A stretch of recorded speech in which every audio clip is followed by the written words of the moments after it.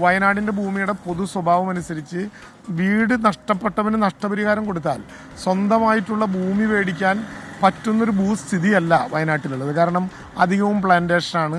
അത് പലതും ഭൂപരിഷ്കരണ നിയമത്തിൻ്റെ എക്സെപ്ഷൻ കിട്ടിയ ഭൂമിയാണ്. അത് മുറിച്ചു കൊടുക്കാൻ പറ്റാത്ത വിധത്തിലുള്ള നിയമാവലികളുണ്ട്.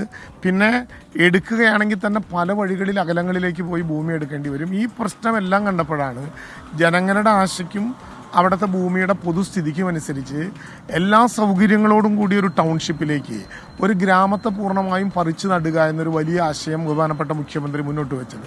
സ്വാഭാവികമായിട്ടും അങ്ങനെ ഒരു ആശയത്തിലേക്ക് വരുമ്പോൾ അതിനുണ്ടാകുന്ന ചില കാലതാമസങ്ങൾ ഈ പ്രക്രിയയിൽ ബോധപൂർവമല്ലാതെ ചിലപ്പോൾ കുറച്ചുണ്ടാകാം. കാരണം ദുരന്തം നടന്ന 63ാമത്തെ ദിവസം സുരക്ഷിതത്വവും ഈ മേപ്പാടിക്ക് അടുത്തുള്ളതുമായിട്ടുള്ള സ്ഥലങ്ങളെല്ലാം പരിശോധിച്ച് 25 എസ്റ്റേറ്റുകളിൽ നിന്നാണ് നെടുമ്പാലയും എൽസ്റ്റോണും എന്ന ആശയത്തിലേക്ക് വരുന്നത്.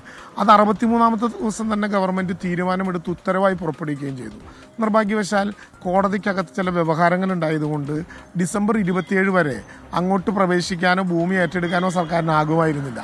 അങ്ങനെ ഒക്ടോബർ 4 സർക്കാർ തീരുമാനിച്ചനുസരിച്ച് ഭൂമി കിട്ടിയിരുന്നെങ്കിൽ ഇപ്പോഴേതാണ്ട് പകുതി പണി തീർന്നു നിൽക്കേണ്ട ഘട്ടമായനെ. ഡിസംബർ 27 ശേഷമാണ് അങ്ങോട്ട് എൻട്രി ചെയ്യാനുള്ള അവകാശം പോലും കോടതി തന്നത്. പക്ഷേ അധിക സമയമെടുത്തില്ല. ഇപ്പോൾ ഇന്ന് ഔപചാരികമായിട്ടുള്ള ഭവനങ്ങളുടെ ഒരു ടൗൺഷിപ്പിന്, കേവലം ഭവനങ്ങൾ മാത്രമല്ല, അവിടെ എൽസ്റ്റോൺ ആയതുകൊണ്ട് വേണമെങ്കിൽ സ്കൂൾ വേണ്ടി വരില്ല. കാരണം ഒറ്റടുത്ത് സർക്കാർ സ്കൂളുണ്ടാകും.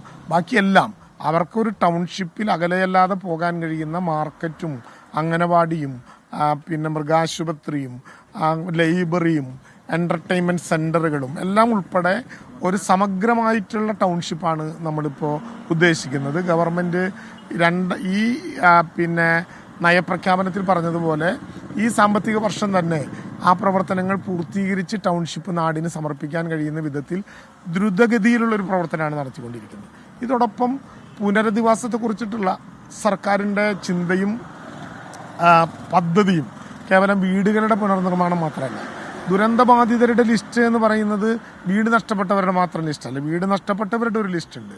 അതോടൊപ്പം തന്നെ അവരുടെ ജീവനോപാധികൾ നഷ്ടപ്പെട്ടവരുടെ ജീവനോപാധികൾ തിരിച്ചു പിടിക്കാൻ പുതിയ സംരംഭകത്വം ഉൾപ്പെടെ ഏർപ്പാടാക്കാൻ 1038 കുടുംബങ്ങൾ അടങ്ങുന്ന ഒരു മൈക്രോ പ്ലാൻ നേരത്തെ തയ്യാറാക്കിയിട്ടുണ്ട്. 7 കുട്ടികൾ അച്ഛനും അമ്മയും നഷ്ടപ്പെട്ടവരും 14 കുട്ടികൾ അച്ഛനോ അമ്മയോ ഇതിലൊരാൾ നഷ്ടപ്പെട്ടവരുമായി അങ്ങനെ 21 കുട്ടികളുണ്ട്. അവരുടെ 25 വയസ്സ് വരെയുള്ള വിദ്യാഭ്യാസം പണം കൊടുത്തും യുനെസെഫുമായി കൂട്ടിച്ചേർത്തും CSR സോഷ്യൽ റെസ്പോൺസിബിലിറ്റി ഫണ്ട് കൊടുത്തും 21 പേരെയും തുടർച്ചയായി നിർത്തുക. അവിടെ ചൂരൽമല എന്ന ടൗൺഷിപ്പ് നഷ്ടപ്പെട്ടു. അത് DDMAയുടെ എഞ്ചിനീയർമാർ ഡിസൈൻ ചെയ്യുന്ന ഒരു പുതിയ ടൗൺഷിപ്പ് മോഡൽ ഉണ്ടാക്കുകയാണ്. ഇവിടെയുള്ള സ്ഥലം നോഗോ സോണാണ്, കുറച്ച് സ്ഥലം. അതുകൊണ്ട് പുതിയ കേന്ദ്രം കൂടി എടുത്ത് അതിനോട് ചേർന്ന് അത് വികസിപ്പിക്കാൻ 5 കോടി രൂപയാണ് ഇപ്പോൾ അതിനു വേണ്ടി മാറ്റിവെച്ചത്. അതോടൊപ്പം തന്നെ കടങ്ങൾ എഴുതി തള്ളൽ, കേന്ദ്ര ഗവൺമെൻറ്റിൻ്റെ അവകാശം വിനിയോഗിക്കാത്ത സാഹചര്യത്തിൽ ആ നടപടിക്രമങ്ങളിലേക്ക് കടക്കുന്നതിനെ സംബന്ധിച്ചിട്ടുള്ള സമഗ്രമായിട്ടുള്ളൊരു പദ്ധതി അക്കാര്യത്തിൽ തയ്യാറാക്കി വരികയാണ്. ഇങ്ങനെ ഇപ്പോൾ നമ്മളവിടെ നഷ്ടപ്പെട്ട പാലങ്ങളും റോഡും റവന്യൂ മന്ത്രി കെ രാജൻ സംസാരിക്കുകയായിരുന്നു.